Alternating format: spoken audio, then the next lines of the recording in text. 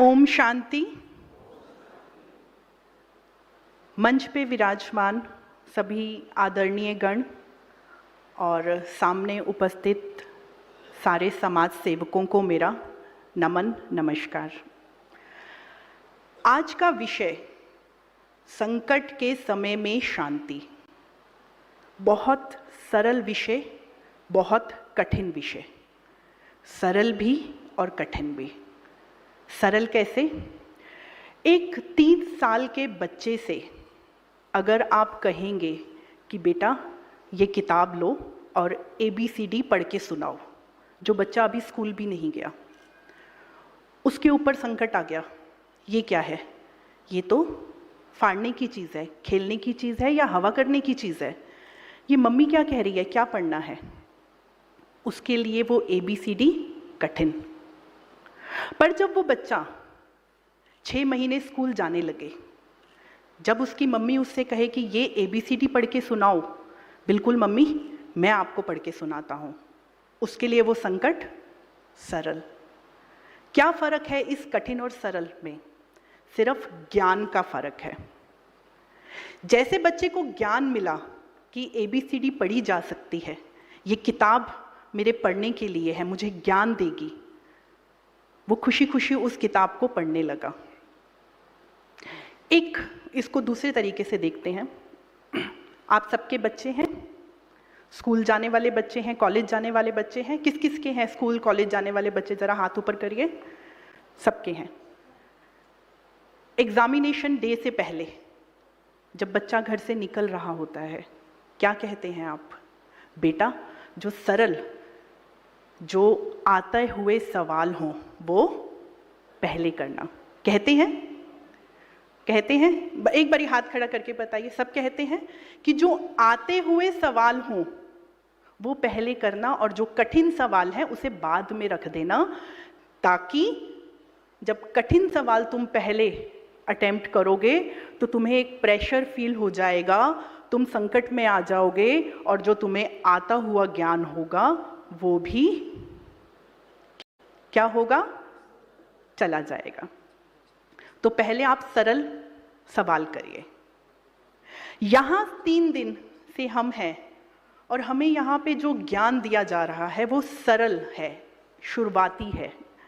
आप एक आत्मा हैं, आपको संकट के समय में शांत रहना है, ये आपको सिखाया जा रहा है।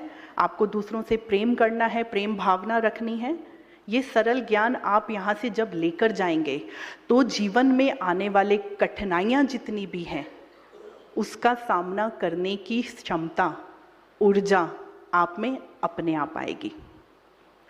आपके घर में कोई मेहमान आने वाला होता है, आपसे वो, हाँ जी दीदी कहाँ रहते हैं, कहाँ से आऊँ जो मैं सरलता से पहुँच जाऊँ? आप क्या बोलते हैं? अरे भाई उस रेड लाइट से मत टर्न करना, आज मंगल बाजार लगा होगा। कहते हैं? आप क्या चाहते हैं?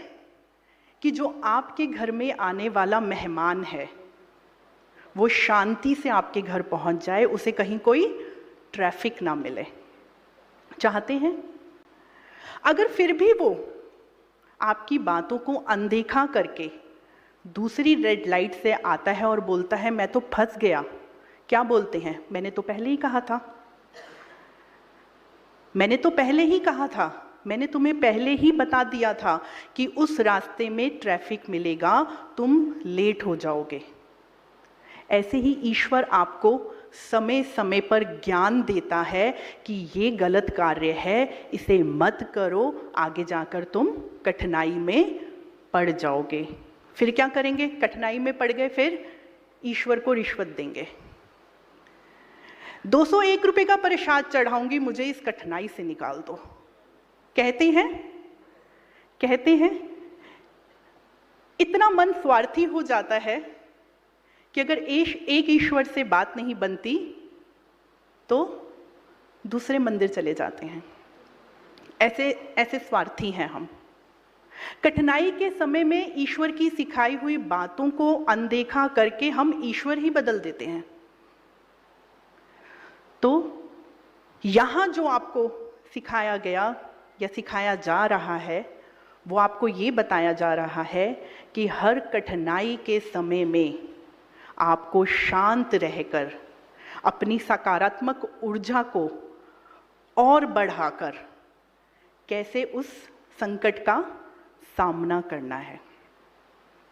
जिस प्रकार से बच्चे को तीसरी कक्षा में जाते जाते बहुत सारा ज्ञान आ जाता है। आजकल मैं एक काउंसलिंग सेशंस लेती हूँ, साइकोलॉजिस्ट हूँ। स्कूल में हम लोग जाते हैं, जिन बच्चों को शू लेस बांधने, स्मार्टफोन चलाना आता है, मानते हैं आप, आपके घर में भी छोटे बच्चे होंगे, शू लेस बांधना नहीं आता होगा, वो मम्मी बांध रही है, लेकिन मम्मी के फ़ोन पर सारी एप्लीकेशंस उसको आती होंगी। इतने स्मार्ट हैं बच्चे, इतने स्मार्ट हैं। उन्हें पता है कि आपसे काम कैसे निकालना है अगर वो कम नंबर लाए हैं। मम्मी मेरे नहीं, पूरी क्लास के कम नंबर आए हैं। Blame game. जब हम संकट में होते हैं, हम ढूंढते हैं किसको ब्लेम करें, इसको करें, इसको करें। नहीं नहीं, मेरा काम तो अच्छा होना ही था, मैं तो बिल्कुल सही था, वो जो मेरा साथी था वो टाइम से नहीं पहुंचा, इसलिए मैं संकट में घिर गया, इसलिए मुझ पर परेशानी आ गई। ये सही नहीं है। हमारे कर्मों का फल जब हमने भोगना है, अच्छे कर्मों का फल अगर हमने भोगना है, तो संकट में भी हमें ही अपनी परिस्थितियों का सामना करना है। किसी को ब्लेम करके, किसी पे थोप पर हम बच नहीं सकते। बहुत सारे जगह पर जब हम सेशंस करने जाते हैं, बहुत सारी मदर्स ये हमसे बोलती हैं कि जब मेरा बच्चा बीमार होता है, मतलब मेरे बच्चे पे जब संकट आता है, तो मैं खुद बीमार हो जाती हूँ। मुझ में इतनी क्षमता नहीं है, अपना संकट तो फेस कर ही नहीं पा रहे हैं, हम अपने सगे संबंधियों का संकट भी, उनको भी सही राह नहीं दिखा पा रहे हैं। क्यों? क्योंकि मन विचलित है, मन फोकस नहीं कर पा रहा, भटक रहा है कि शॉर्टकट कहां से मिले। काउंसलिंग के दौरान बहुत सारे ऐसे 17-18 साल के बच्चे हैं जो स्ट्रेस है, मुझे मेरे एग्जाम है इसलिए मैंने सिगरेट पीनी शुरू कर दी, स्ट्रेस खत्म करना है। उन्हें पता ही नहीं है कि मन की शांति क्या होती है, उन्हें पता ही नहीं है कि ये रास्ता कितने नशों, ये नशा जो है मन की शांति का, ये कितने नशों से बेहतर है। उन्हें पता ही नहीं है, उन्हें ज्ञान ही नहीं है। तो मैं बहुत सौभाग्यशाली हूं कि इस मन से मुझे अपना विचार रखने का सौभाग्य मिला। मैं अपने दिल्ली से मैं आई हूं, A3 पश्चिम बिहार सेंटर से मैं जुड़ी हुई हूं। हम लोग अभी भी बहुत सारे बच्चों को संकट से, यानी कि नशा से मुक्त करने के लिए अभियान कर रहे हैं स्कूलों में, और ब्रह्मा कुमारी की दीदी सविता दीदी के साथ मिलकर हम अभी बहुत सारे स्कूलों तक पहुंच चुके हैं।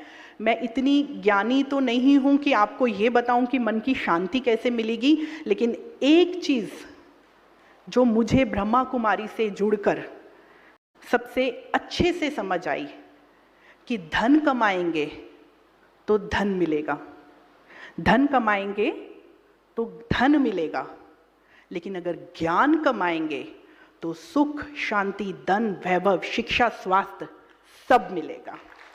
धन्यवाद, नमस्कार, ओम शांति।